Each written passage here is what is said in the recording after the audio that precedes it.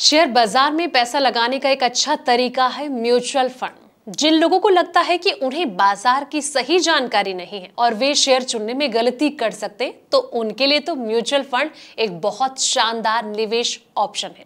Mutual fund की भी कई कैटेगरी है। आप भी अगर तय नहीं कर पा रहे कि किस सेक्टर में पैसा लगाएं, तो फ्लेक्सी कैप फंड्स आपके लिए एक बेहतरीन ऑप्शन साबित हो सकता है। पिछले 3 साल में इस कैटेगरी ने करीब 16% का औसतन सालाना रिटर्न यानी कि CAGR दिया है, लेकिन कुछ फंड्स ऐसे भी हैं जिन्होंने इस अवधि में निवेशकों को लगभग दोगुना पैसा बना दिया है। चलिए जानते हैं उन फंड्स के बारे में। नमस्कार दोस्तों, मैं हूं आपके साथ संध्या बिष्ट और आप देख रहे हैं द इकोनॉमिक टाइम्स हिंदी। बता दें कि फ्लेक्सी कैप फंड किसी एक सेक्टर तक सीमित नहीं रहते, बल्कि बड़ी, मध्यम और छोटी जो कंपनियां इनमें पैसा लगाकर अपना संतुलन बनाए रखते हैं। इस वजह से इनमें रिस्क तो होता है, लेकिन लंबे समय के लिए अच्छे रिटर्न मिलने की संभावना भी काफी ज्यादा होती है। AMFI के ताजा आंकड़ों के अनुसार अगस्त 2025 में फ्लेक्सी कैप फंड ने 7,679 करोड़ रुपए का सबसे ज्यादा निवेश आया है, यानी कि निवेशक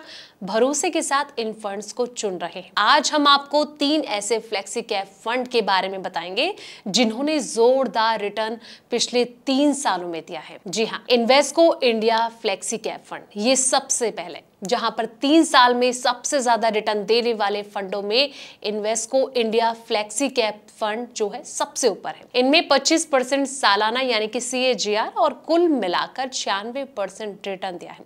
यानी कि अगर आपने इसमें 1 लाख रुपए लगाए होते तो 3 साल के बाद आपकी जो राशि है 1.96 लाख रुपए हो जाती। SIP से भी इसने करीब 25% का शानदार रिटर्न दिया है। अगला है GM फ्लेक्सी कैप फंड।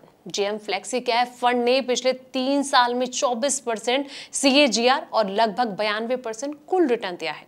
अगर किसी निवेशक ने 3 साल पहले एक फंड में एक मुश्त 1 लाख रुपए लगाए होते तो आज उसके निवेश की जो वैल्यू है 1.91 लाख रुपए होती। SIP करने वालों को भी करीब 20% का सालाना रिटर्न मिला है। 2013 में लॉन्च हुआ ये फंड भी BSE 500 TRI को ट्रैक करता है। अब इसका AUM 5,943 करोड़ है। अगला है Motilal Oswal flexi cap fund.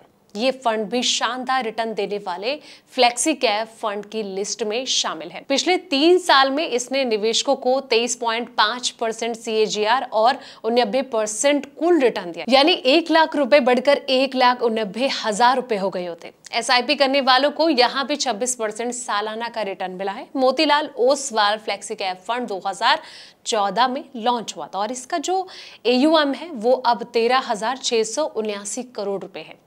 Flexi cap fund में किसे लगाना चाहिए पैसा? चलिए इस सवाल को भी समझ लेते हैं। फ्लेक्सी कैप फंड्स उन लोगों के लिए बेहतर माने जाते हैं जो कि लॉन्ग पीरियड का निवेश करना चाहते हैं और मार्केट के उतार चढ़ाव से परेशान नहीं होते। इन फंड्स में जोखिम जरूर ज्यादा होता है, लेकिन धैर्य रखने वालों को अच्छे रिटर्न भी मिल सकते हैं।